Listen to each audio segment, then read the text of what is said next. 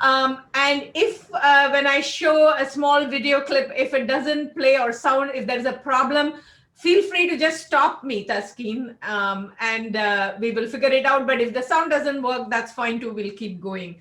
Fine. So we have only about 50 or 55 minutes together.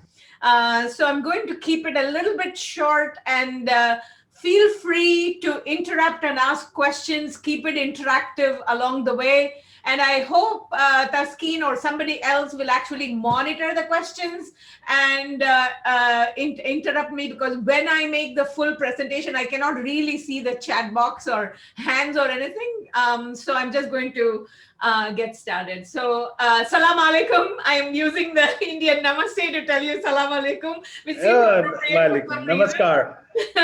Yes. And as I said, thank you for taking the time. Let's jump into the presentation, and then feel free to keep it make it interactive.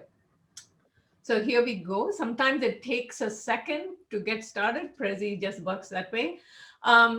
So I'm not going to dwell on this so much, but as I was telling a little bit earlier before we got started, the research actually comes from studying expert entrepreneurs. And the definition of an expert entrepreneur is people who have spent 15 years or longer starting and running companies, multiple companies, including successes and failures, and at least one company public. This was the first study. Since then, there have literally been hundreds of studies where we have looked at everything from small business, family business, international business, to large companies, R&D, and even in other areas. So this is just where the theory comes from.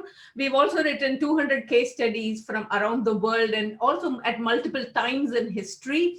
Right now the research comes. So this is just to give you a glimpse of where the information is coming from. So hopefully you can look up things of your interest on your own, especially this is for the PhD students. And the key finding from the research was this idea of causal versus effectual logic. So I'm just going to give you like the bird's eye view of it, and then we will go down into details a little bit more, and then we'll come back out to the bird's eye view. So the bird's eye view is really that almost everything we teach in business schools has this idea that the better you can predict the future, the better you can control it. So whether it's marketing decisions or finance decisions or hiring decisions or any decisions at all, a lot of what we teach in business schools is about how to predict an uncertain future better.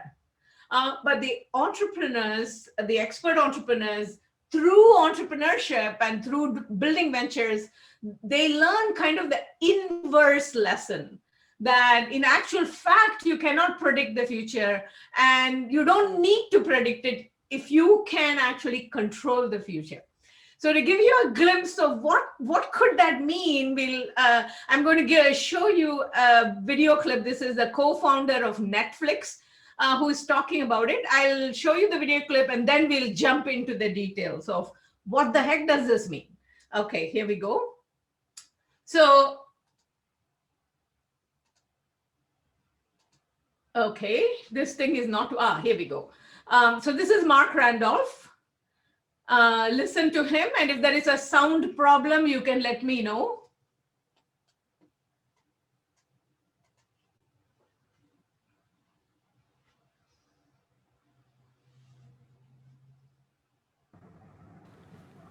Nobody knows anything. True in Hollywood, and I believe true almost any place people are trying new ideas.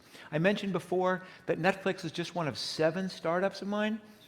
But if you had asked me on day 1 for each of these, which was going to be the big hit, which was going to be the complete failure, I promise that I could never have told you, nor could anybody else, because genuinely, no one knows anything. So if no one knows anything, if people have no idea before an idea is tried, whether it's a good idea or a bad idea, there's only one thing you have to do, which is you have to go back, you have to take that risk, you have to do something. You've got to build something, you've got to make something, you've got to test something, you've got to sell something, you have to try something, because you learn more in 1 hour of doing it than in 3 months of thinking about it.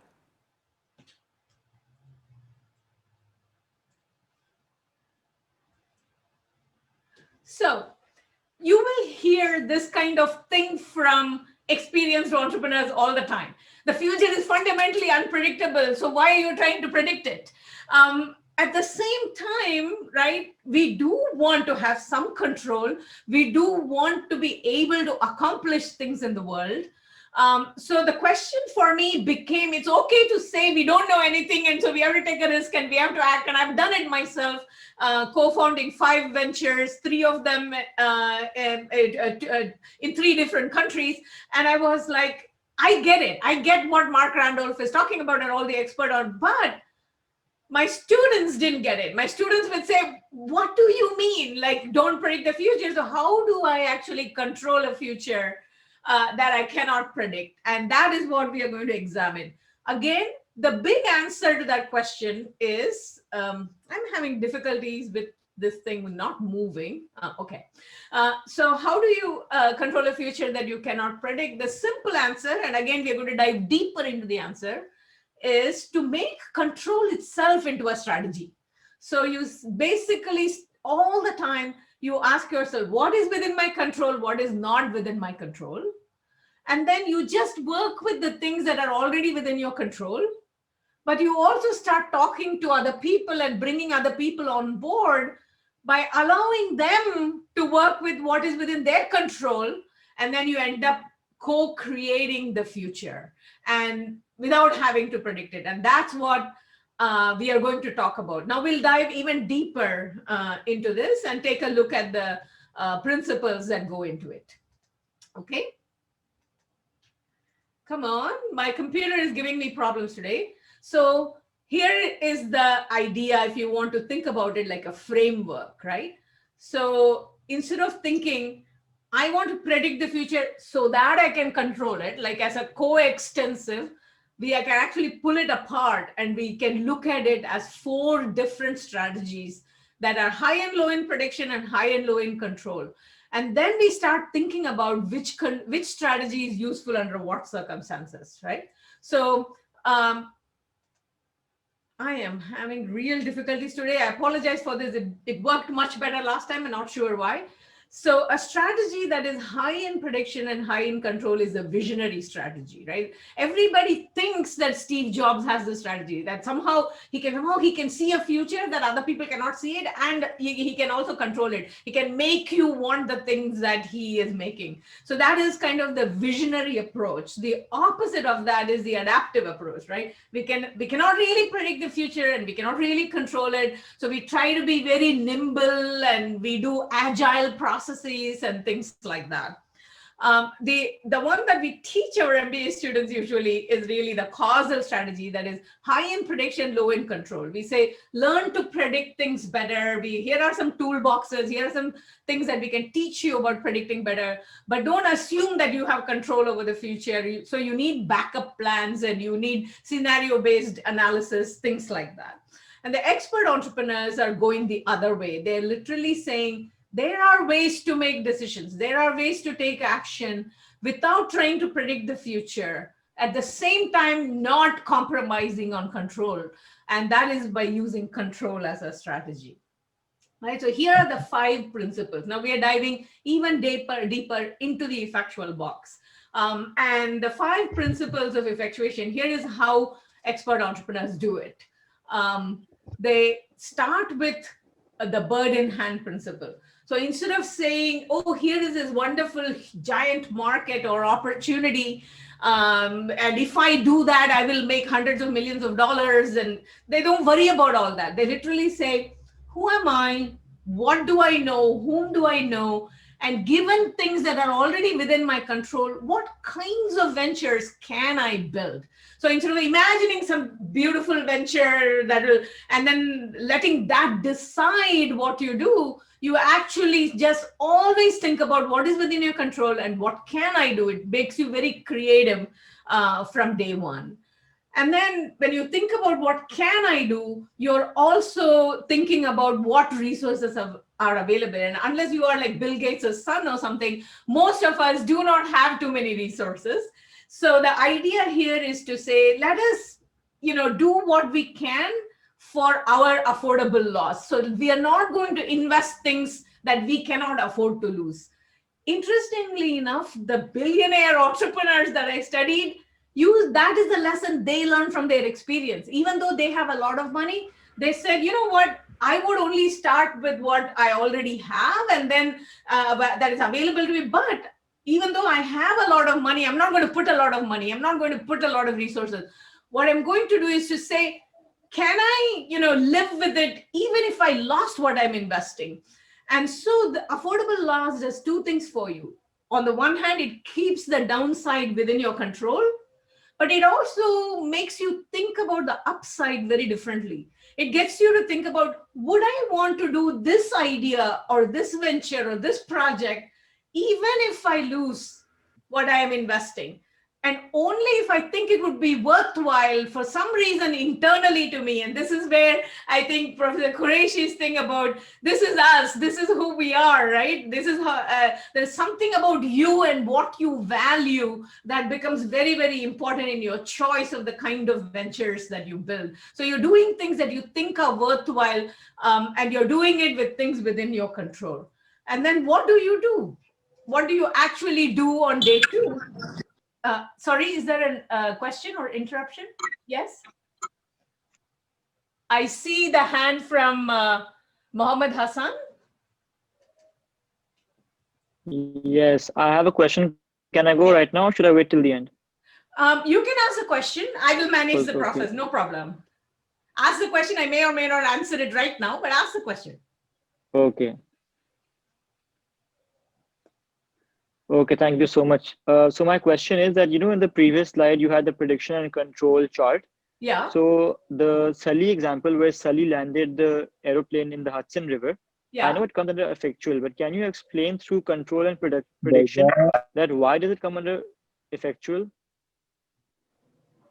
You're asking why Sully's landing the aircraft in the Hudson comes under effectual? What other option did he have? So that one's a very easy one, right? And that is a great example, because if you're actually flying a plane and things are going wrong, right? You don't have the luxury of looking at 4 different possible options and which one will work better, right? You're actually saying, I just want to choose the one that can work, that I can actually get done, which is I can actually land the plane in the river. I know how to do that, right? So that one is easy to see in some ways. But we can come back to the question a little bit later as I explain as well. So interestingly, I actually find the Sully example much easier than what an entrepreneur does. Because in the case of an entrepreneur, so the crazy quill principle comes in, right? That you have to not only work with what you have and what you know and do the things for affordable loss, you also have to work with other people, which is the crazy quilt principle. And the question really is, you have to work with whoever wants to work with you. And that is one of the most difficult things to teach and understand in a classroom. Bird in hand and affordable loss are a little bit easier to understand. Crazy quilt is a little bit difficult, because you're telling me I'm just going to work with what I have and I'm going to go and talk to people, and I don't really have all that much. And so how will I convince them to come on board, especially if I'm not going to talk about expected return of this giant market? And how do I talk to people is an interesting question in the crazy quilt principle. And we will look into the crazy quilt. We'll go even deeper in another minute. But let me introduce the other 2 principles of getting to the total of 5 principles. And then we'll go deeper into the crazy quilt principle. So the next principle I want to talk about is the lemonade, because if you build a venture or a project using effectuation, you will have some things that are always outside your control that will come at you as well. So in the US, we say, when life throws lemons at you, make lemonade. So entrepreneurs get very good at taking unexpected things, surprises that come their way, whether it's good or bad, and transforming that into an input, putting that into the bird in hand. I'll show you that in a minute. And then here is the connection to the Sully example again. So the entrepreneurs, it's the pilot in the plane principle is not only about the entrepreneur being the pilot in the plane, but it is an attitude towards the future. It is like looking around you and seeing everybody as co-pilots. So it's about co-creating the future. with the people around you, learning to treat everybody as capable of creating the future. And everybody has different bird in hand and different affordable laws. And you think about how do you build that together, which is the crazy equal principle. And we'll look into that crazy equal principle here in a minute. But before we get into the crazy equal principle, because I don't want this talk to be entirely only about frameworks, I also want to walk you very quickly through a few stories. And the stories I chose for today, I chose deliberately a lot of Asian stories mixed with one or two American stories, but primarily Asian stories, because otherwise we always get these stories from the US all the time, and I get a little bit tired of that. And one of the wonderful things about what has happened in my career, the good fortune is, because this is truly like a global enterprise at this point in time, we are able to bring stories from any part of the world that you want. So let's go look at the stories just a little bit here. And I'm using these stories for each of the principles, but you will see in each story, all the principles are actually woven together. So the first one I'd like to bring you is from India, Husk power system. And this is a company, actually my two students from Darden with two other co-founders actually founded the company. They make they make electricity from rice husk. Okay, come on. Okay, so if you look at it, they started this company in Bihar. Here is Chip and Manoj, my two Darden students, and they produce electricity from rice husk. So they basically, but the what makes it effectual is the way they build the company, right? So normally, if you're going to build like a gasification plant where you take biomass and convert it, because biomass just emits methane. So if you can actually put it through the gasifier, you can turn that into electricity. It costs hundreds of thousands of dollars. And then in villages with relatively poor, illiterate people and a lot of corruption. And then we also have like Maoist rebels in these areas who literally kidnap you and things like it's a very difficult area to do business in. They were thinking, how do we get this done? And one of the things they did was they literally went to a village and they looked around and they asked, what is available in the village already? And then the picture you see here, this is the actual power plant, right? So this is not a prototype. This is the power plant. So they literally invented this thing called the microgrid. They use local materials, trained local people to build it, to maintain it. And this powers only about 20 houses at a time. And the way they did was the biggest problem they had to solve in this particular thing was, if you just simply create a grid, right, when you have very poor people, they might steal the electricity. How do you get them to pay for it? And this is where like effectuation really shines, because you can build a power plant. How do you actually make it a for-profit business? How do you make it a company that actually works? And the thing they looked at was, what do people want electricity for? And it turned out that people don't really want electricity for light. They wanted electricity to basically charge their mobile phones. And why is charging mobile phones very important? Because it makes all the difference in the world in these villages. Because if you had a mobile phone, you can create new sources of income for yourself and for your family. So they decided, how do people actually pay for like mobile phones? And then they realized that they have this prepay card, right? They buy a prepaid thing for how many minutes you can use, and then it runs down and then you have to charge it again. And so they use that model for funding electricity. So they created, their biggest innovation was actually a meter, which would, there will be somebody from the village who will come to your house first of the month and ask you, how much electricity do you want for this month, right? So you can say, I want 2 lights, a fan, and 2 mobile chargers, or whatever your thing is. and they will actually start the meter for you. And then the meter will run down, and when you're finished with it, they'll come back and recharge the meter. So it's a meter that they actually innovated on. So, and now a lot of people, many countries are also beginning to use this idea of a microgrid and gasification plants. But the whole thing is, it is entirely done locally with things. They trained people everywhere they go. They literally create entrepreneurship, create sources of income, not just jobs for people and not just electricity. So this is, for me, one of the very close to my heart, but like a spectacular example or effect of effectuation at work in the world. So let's look at a couple more examples here. So the next one I'd like to show you is actually from China. So this is Mrs. Chiang, and she created the Nine Dragons paper company. She was working as a clerk in an import-export company, and she started noticing that China began to import a lot of paper in late 80s and early 90s, mostly because China started manufacturing at that time, right? It became kind of the manufacturer of the world a little bit later, but she was seeing that in early days that China was importing paper so that they could manufacture cartons in which they would put all these manufactured goods and export it to the world, but mostly to the US. So she started asking herself, like, what happens to all these cartons that are going mostly to the United States? And then when she talked to people she knew in the United States, they said basically, oh, we just throw it away. So she thought, if I could get the cartons back and recycle it, that could be a good company. But the thing is, you don't have much money. And she is not a manufacturer. And so she thinks about how to do it. She has about the equivalent of $5,000 saved up. So she literally goes to the United States, and it's affordable loss in some ways because she can stay with relatives, right? We all do when we go to other countries. So she can stay with relatives, and she starts going to different trash dumps where people actually collect these things and asking, what do I need to do to get like a shipping container load of cartons?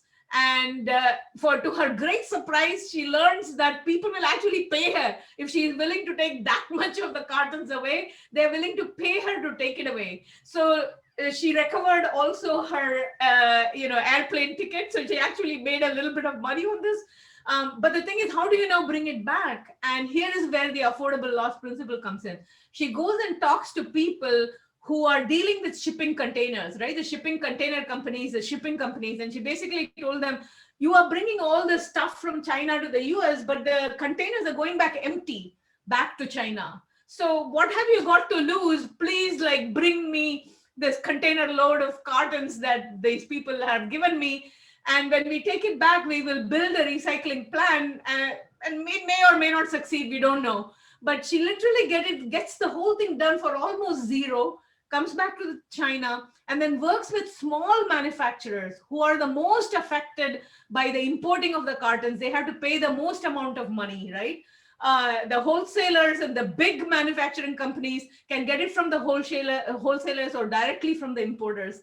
But people who are small manufacturers have to pay wholesalers or sometimes even retail to get the cartons. So she got a bunch of them to work together to build the first recycling plant.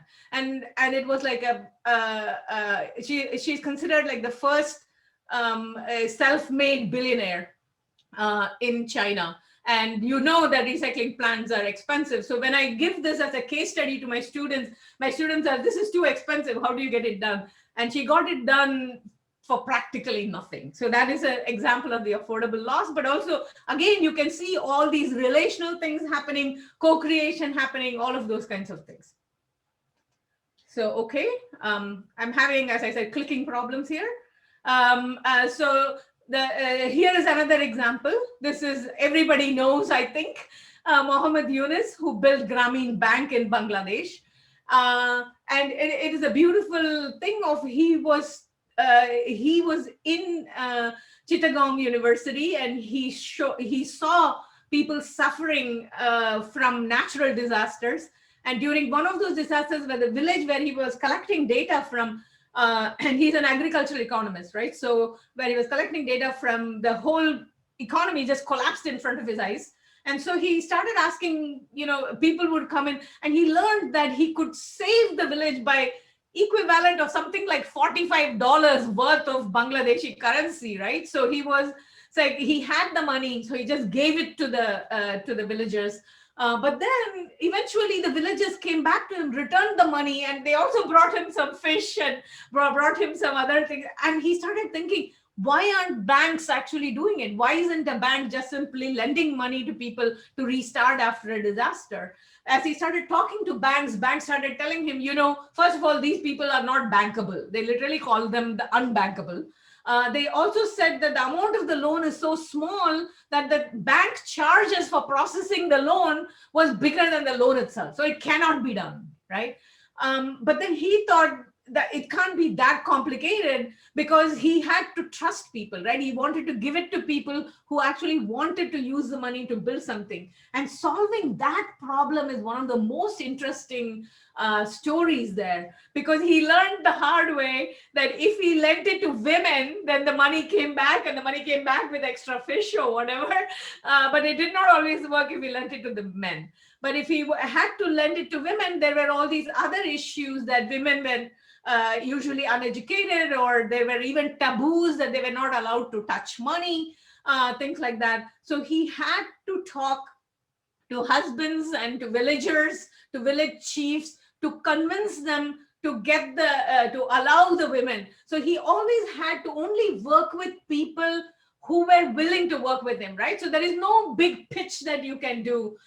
So he would talk to anybody and everybody, and slowly one or two families here and one or two families there, or a village chief there, kind of tried it out. And then they realized, oh my God, the people who took the money and built little businesses, and these are really tiny businesses, right? They started doing very well. And that's how the microfinance revolution got started. I can spend 2 hours only talking about Grameen Bank. So I'm trying to decide in my head what details not to tell you, but there are lots of details. There is also a question of how did this become a bank eventually? And that's an interesting story, because Professor Yunus would just go and talk to anybody and everybody all the time. We should be doing this. Why can't we do it? And people will say, here's why we can't do it. And during one of those things, he was at a conference, and it just happened that there was a coup in Dhaka at that day, and they made everybody stay inside throughout the conference. They were all in the basement. And so, as usual, he spends his time talking to everybody, trying to tell them, why can't we do this? And how would you do it? Things like that. And then one of the persons who took some interest and talked to him for several hours that day turned out to become the finance minister under the new general, right? Now, Professor Yunus did not know that was going to happen. That person did not know that he was going to become finance minister.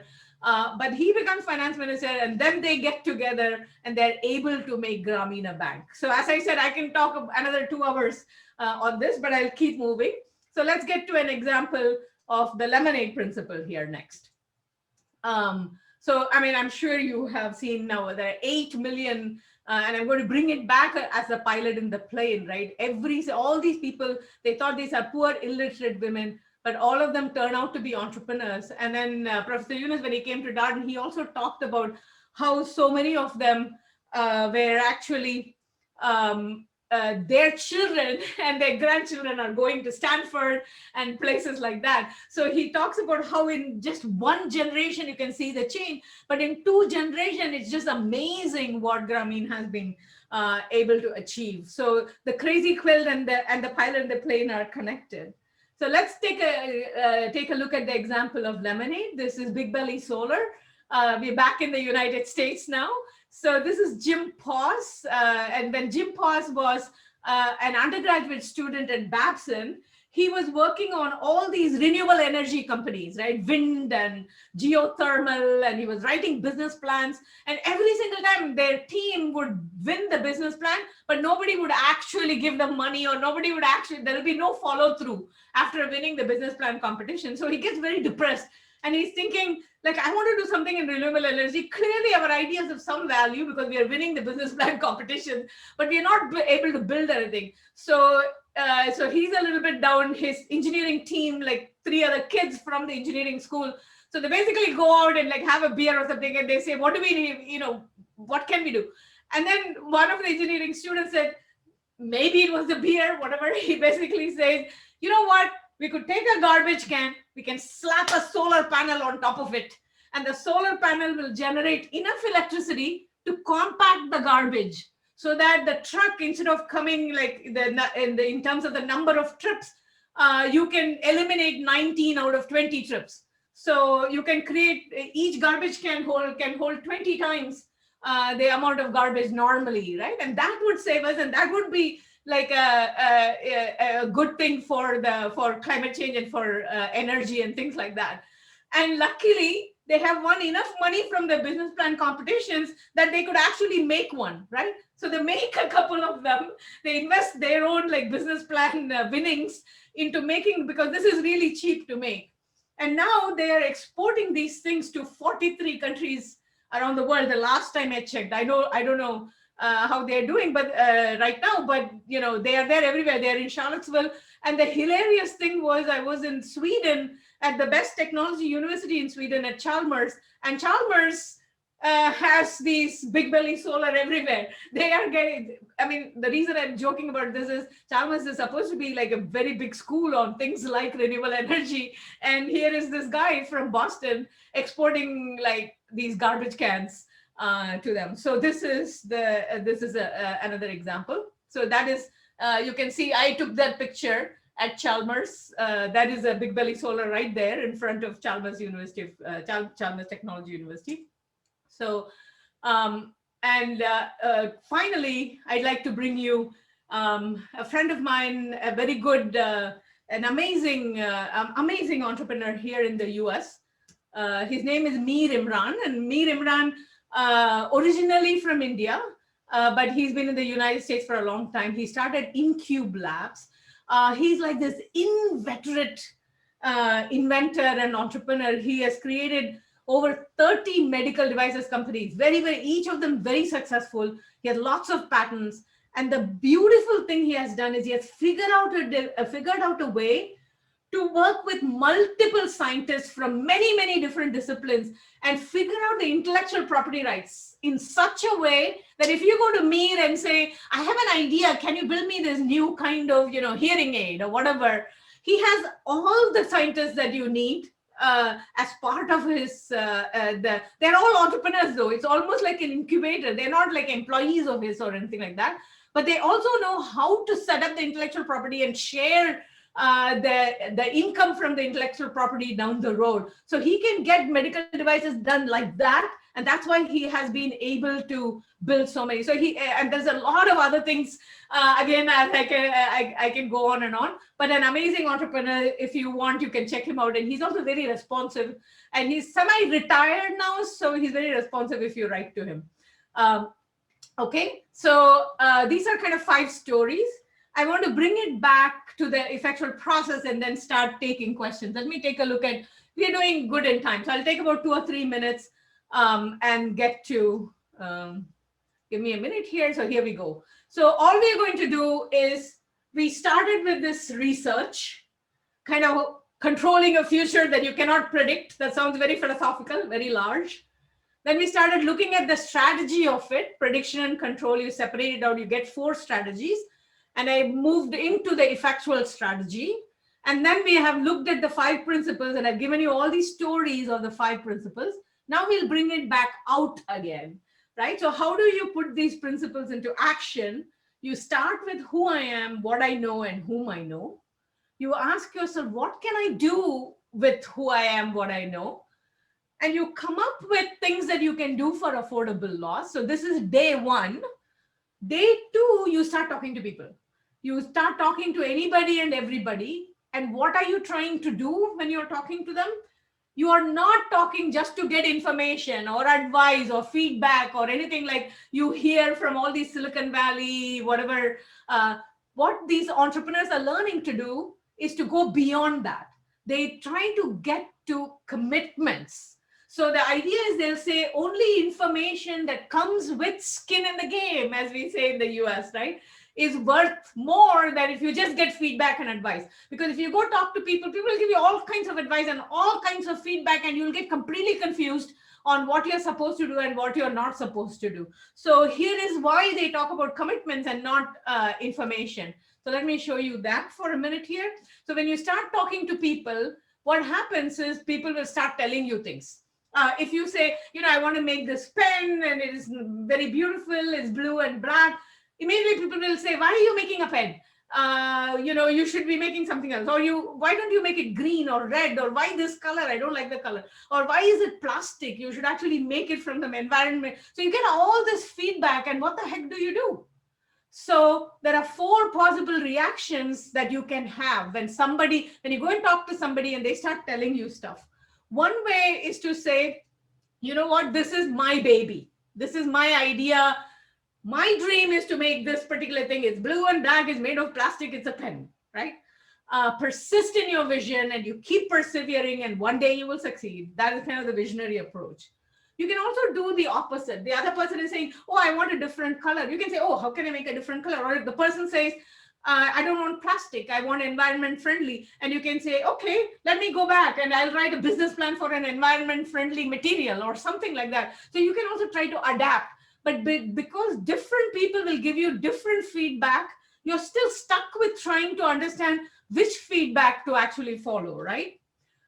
So this is where the causal comes in, that you write down all the different responses that people have, or you do surveys, you do focus groups, and then you start analyzing it in a spreadsheet, and you're trying to find what would be like the best possible market segment, right, with the least possible risk. And that's what we teach in marketing classes. Notice, I want you to know, all of these are strategies available to all entrepreneurs. There are times when you have to persist, then you have to adapt. And planning and rules and tools of prediction are very useful. And I continue to teach them, and I want the students to learn them. Nothing wrong with any of these strategies. It is just that the experienced entrepreneurs are learning a different strategy. So they are asking instead. So when somebody tells you, don't make it plastic, make it red, or don't do a pen at all, do something else, the expert entrepreneur will go back to them and ask, okay, so you want me to make it red, huh? How badly do you want it? What kind of skin in the game are you willing to put to come with me and make it red together, right? So the idea is, it is not enough to just take the advice and go off and then try to figure out what to do with the advice. The idea is advice and feedback are not enough. You always are pushing at every meeting, in every conversation, you're pushing towards a commitment. So if somebody says, you know what, I know this guy who has like tons and tons of red plastic and he can give it to you for real cheap, right? So I can get you red plastic and he knows how to make it.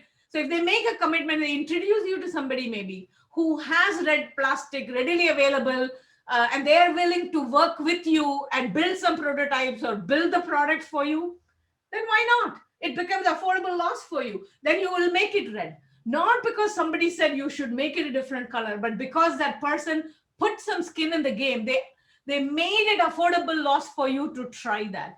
Similarly, you may talk to somebody else and they may say, my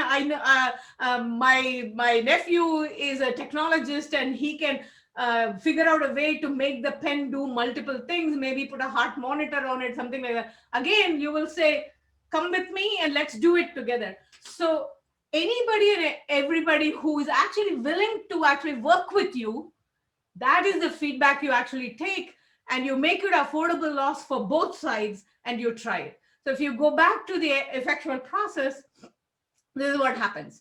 So when you're interacting with people, you're not only asking for advice and feedback, you're trying to get them to put skin in the game, real commitments. And every time somebody makes a commitment, you will get new means. So your resources start expanding, but they also are not going to invest with you on your dream, right? They are much more likely to say, if I were you, I would do this, and here I can help you do this, and here is what I will invest with you to do it. Then that means your goals are going to change as well. And so you start getting some constraints, a converging cycle of constraints on your goals and what you can and cannot do. And remember, you can also decide whether you want to take the commitment or not. But the idea is it's the actual commitments between two people that actually drives the process here. Along the way, of course, you will still get surprises that are completely from outside your control, and they will change your bird in hand, they'll change your affordable loss.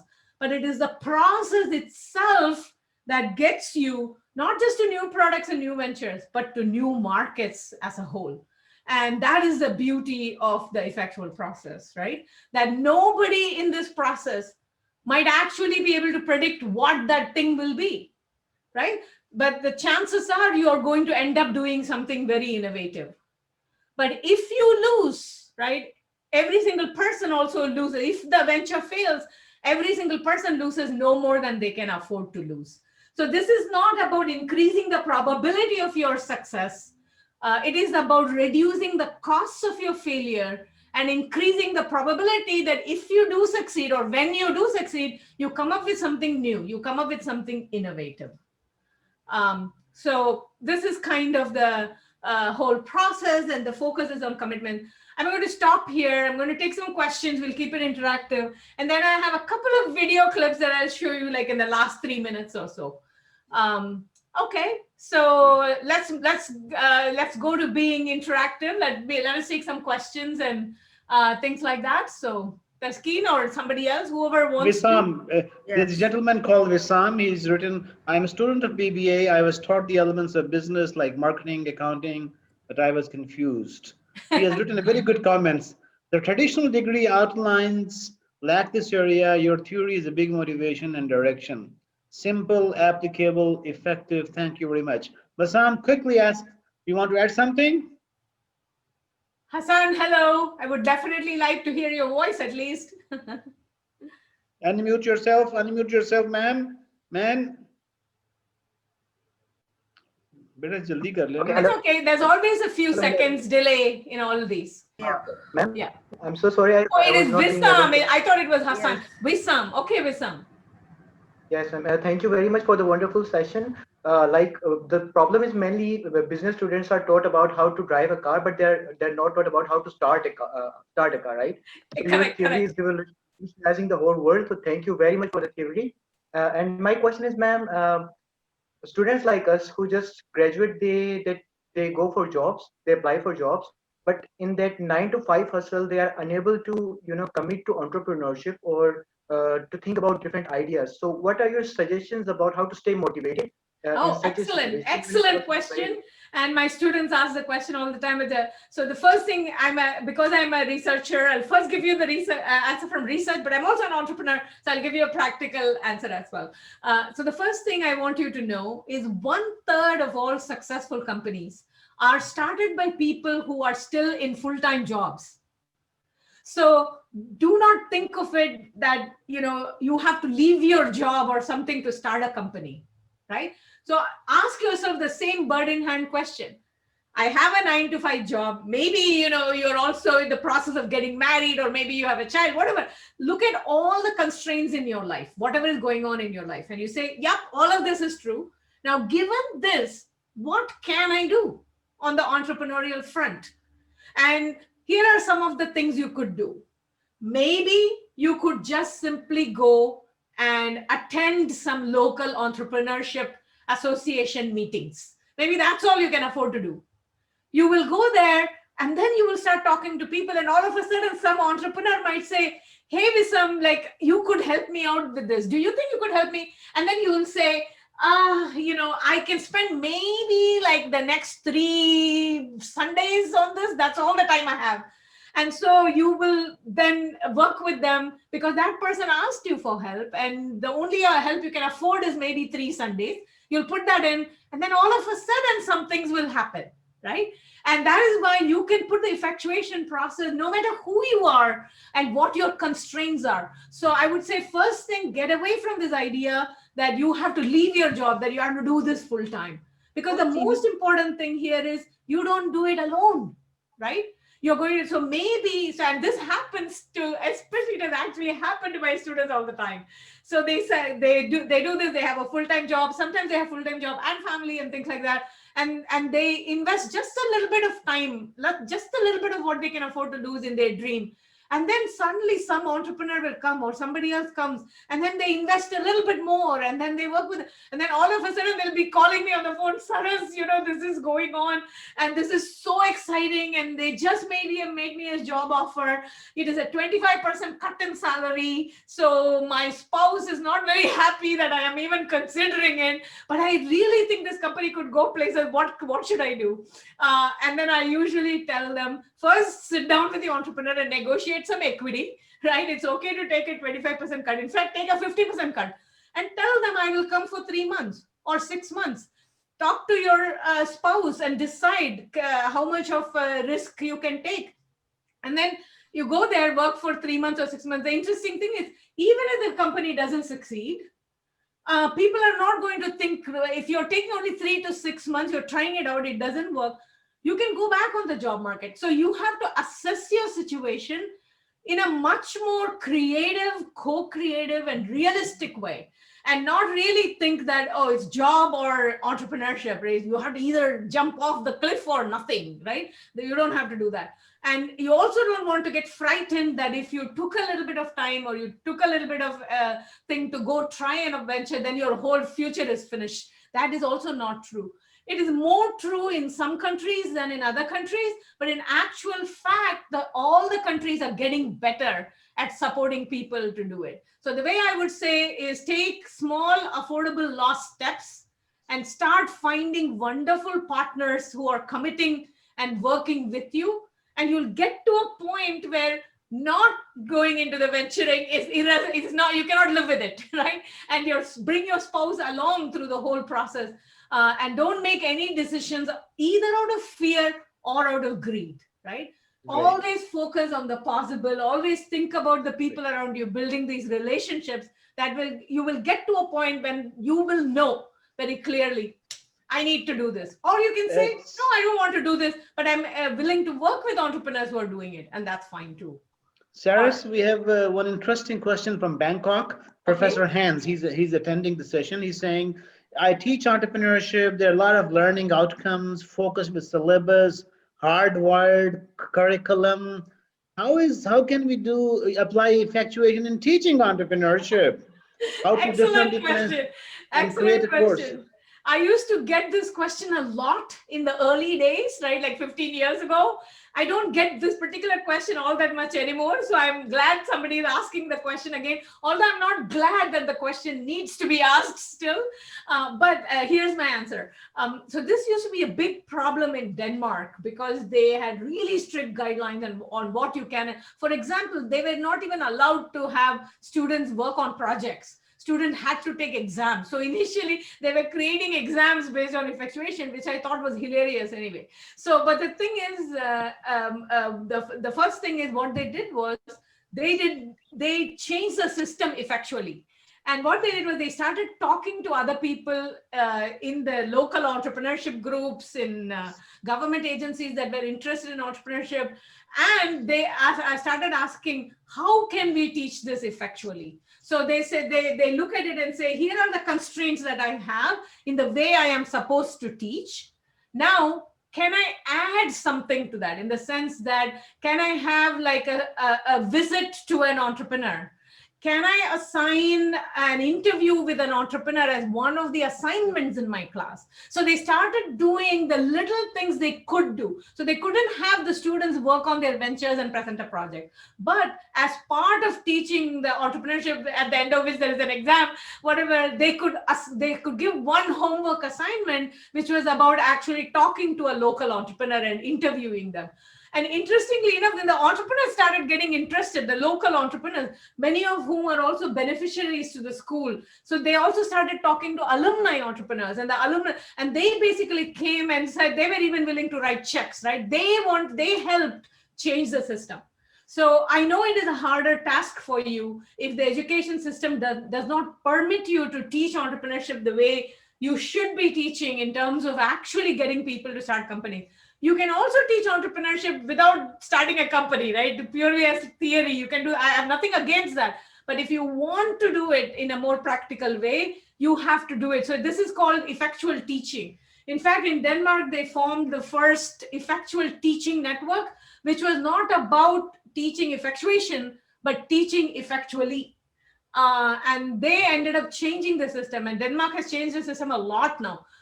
They are teaching entrepreneurship even in first grade at this point in time. Oh, So don't give up on, you can be the academic entrepreneur who actually changes the education system, but then you follow this process again. Work with people who want to work with you. Make the affordable loss changes first. Don't think wholesale. I always say we think have retail. very quick 3 questions before we finish. One of Yeah. our students, I will come to them. Lisa is our female student. She's Sure. saying, at my workplace, our supervisors and the whole environment forces us into believing we need to go through a machine and be custom made to their needs. How can we create a filter in our head to avoid these voices from grooming us into being corporate slaves? That is a big question and a big philosophical question, right? So the first thing I want to tell you is nobody can change you without your permission, right? They can force you to behave differently, but they cannot make you into a machine for profit or whatever. They cannot do that. And the way you resist that, first and foremost, is you resist it mentally and emotionally. And again, through friendship networks, if nothing else. So you don't have to build a venture. So this is a much larger philosophical question of how can we be who we are and become better than who we are without, even though the system may actually put too many constraints and make life difficult for us. And the answer is, again, to some extent, the same answer that I gave to Hans and the same answer that Professor Yunus had to teach these women in Bangladesh, which is that you can change the system.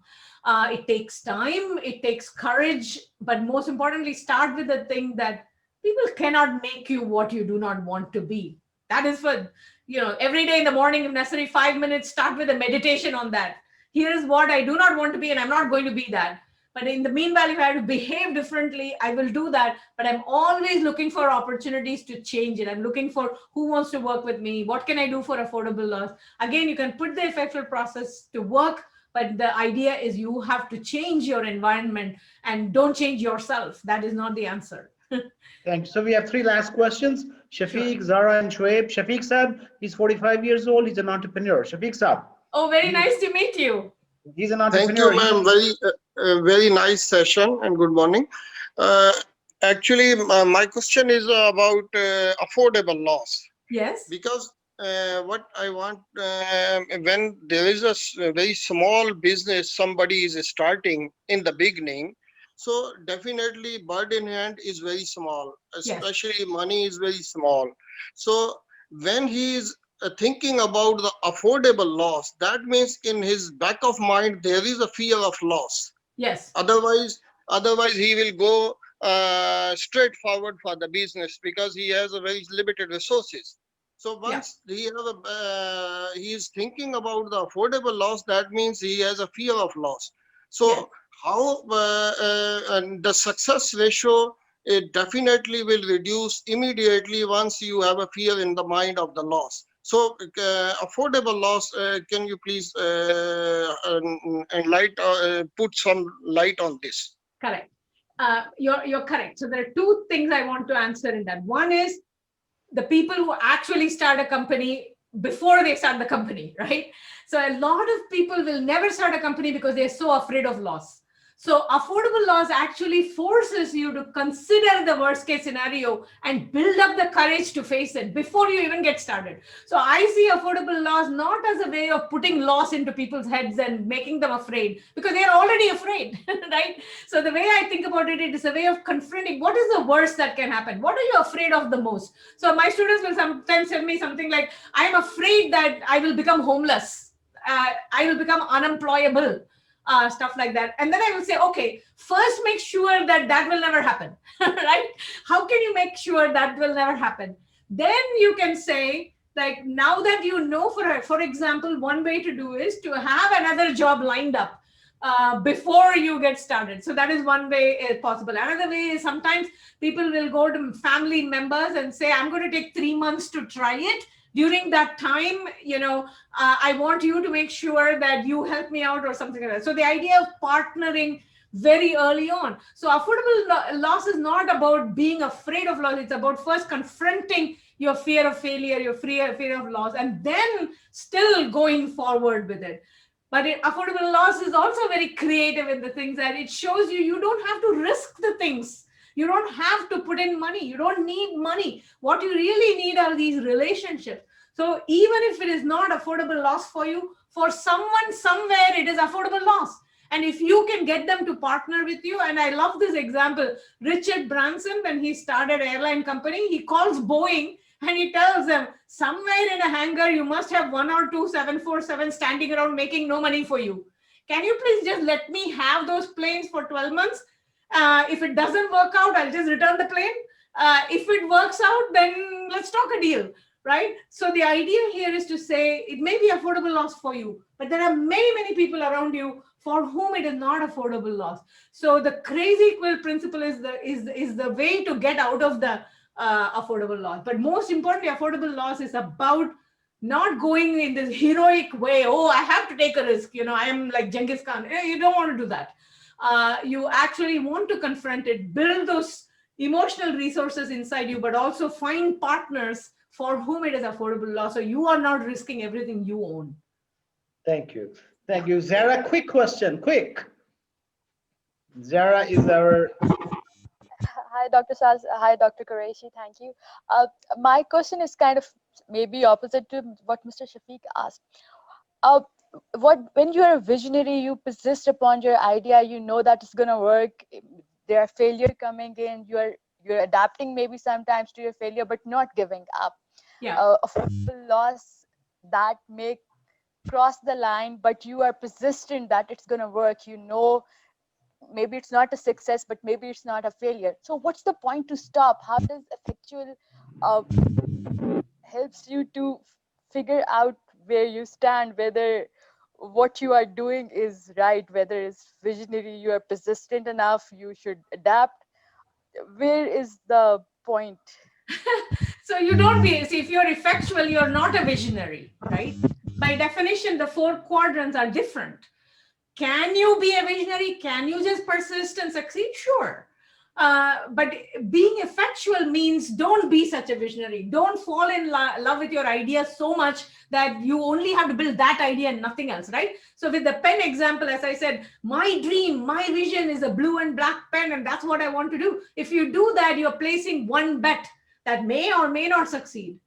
In effectuation, it says, let's go talk to people. And if somebody wants you to make a red pen and they are actually putting skin in the game to make it red, why not make it red? Because if you succeed with the red, which you're doing for affordable loss because somebody else is funding it, right? You can still make a blue pen later. It's not an either or, like I'm a visionary or I am effectual, but you cannot be visionary and effectual at the same time, right? Because they are 2 different strategies. There are pros and cons to both strategies. Persistence is always useful, but it is not something that effectuators are most worried about. Effectuators are much more worried about this idea of co-creation. How do I work with other people? That's more important than achieving your vision. Right? So Shoaib, the last question, and we're running out of time. Sure. Yes. Yeah, thank you, Dr. Shahid Qureshi. My question over here is, if we see, what I have learned from your effectuation theory is that basically it starts before 1750. I think there was effectuation theory. From last 200 years, we are seeing the casual approach or the corporatization. Yeah. So what I feel is that casual approach has the roots in the capitalism and the benefits for few people. And one more thing, my question basically is that I think it is making us impotent as well, because I'm learning marketing, finance, and at the end of the day, I'm left with nothing. I don't have the skills. I'm not going to be an entrepreneur because I'm afraid that I don't have that required skill set to be a great accountant, to be a great marketeer. So at the end of the day, I am left with no choice but to have a job. So this is the basically question. Thank you. Oh, again, very big question. Professor Qureshi, we'll have to set up a whole other session on these philosophical issues, capitalism and everything. But let me tell you something very simple. You cannot say I have no option other than being a job, right? In fact, you want to think about it the opposite way. Entrepreneurship is the default option. If your job goes away tomorrow, if your company goes under, what are you going to do? You will get up in the morning and you will still figure out a way to make some money to feed your kids or whatever responsibilities you have, right? Entrepreneurship is actually the default option. The idea that I can do something to change my own circumstances, right, is key to everything. So the first thing I want you to do is to think about this thing that I am forced to be. Why would you? Life is too short. Life is too important. The world needs people with education to do more. So do not settle for something that you really don't want to do. And as I mentioned to Wissam earlier, the young man who asked about in a job, again, think about it not as a 0-1 option, but think about it. I have a job which maybe I'm not very happy about, but here are some things I'm going to try. And the most important thing you can try is to lean in with some other local entrepreneur. Well, and if you have problems with capitalism, lean in with social entrepreneurship. Go raise money for local nonprofits. And all of a sudden, you will still put the effectual process in motion. You will meet people that you will normally not meet if you only do a 9-to-5 job and then give up on your dreams of anything else, right? So get involved and all of a sudden you'll meet somebody and somebody will make an offer to you. That is a self-selection process in the crazy quilt. But you have to open yourself up, as Shahid said, and we can end on this note, khudi ko kar buland itna, right? And the way to do that is for you to not give up on your dream, to go out and say, oh, maybe I can only do this once a week for 2 hours. And the only person I know is this one little, I don't know, kirana shop that is there. I will try to help. I'm an educated person. Let me go find a small business or a social entrepreneur and ask them, how can I help you?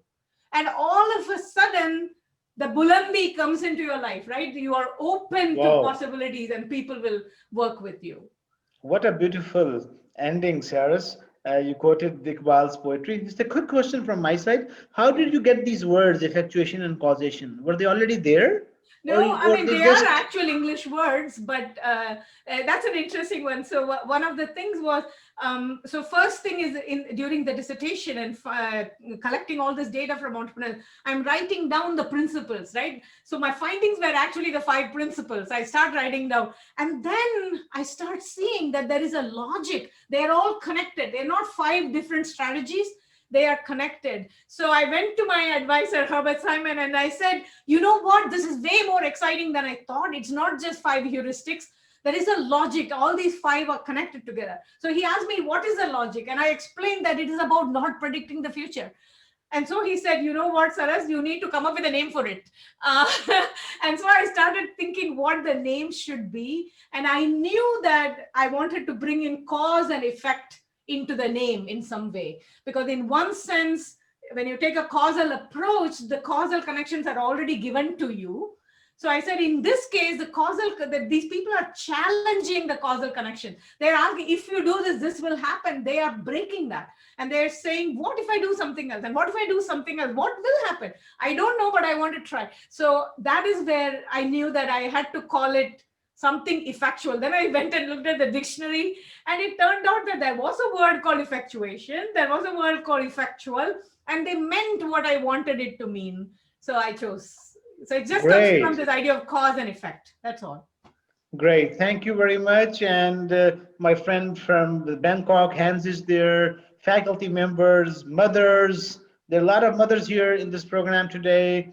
And once again, wonderful to meet all of you. Yes. And young men and women and boys and girls, we got great feedback. Great. I'm sorry, there's some MBA students who couldn't ask a question because of short of time. Sir, I'm your team. Feel free if somebody wants to ask a question. You can also just simply, cut and paste the questions from chat or whatever, and you can email it to me, and I'll respond as well. One of our research team member, Misbah, has a question. She's our team member. Misbah, quickly. Sir, thank you so much for giving me this opportunity. Ma'am, it was lovely to have you here. And I just wanted to know that we previously send you a few cases as well. And as Dr. Shahid mentioned, that we are having a hub of women and men entrepreneurs. So, Yes. is there a way we may collaborate in some case writing or any other way? Absolutely. I brought in Glenn on that, Shahid. Remember, has Glenn not gotten back to you? Because Glenn is collecting these cases and he's also creating little video clips to go with the cases. And he's putting together, we are creating a new case resource on Oh, great. effectuation.org. And so your email and the cases are already with Glenn on that effort. Now we have cases from Japan, from South Korea, from South Africa, and a couple of other places he's been collecting. So I will double check with Glenn. I have a call with him next week. We worked on it throughout the fall. We actually worked on this case site that we want to create. And then there were even publishers are interested. So definitely we have not forgotten about that. We are working on that for sure. But I That's will great. remind Glenn to tell us the update on what's going on that.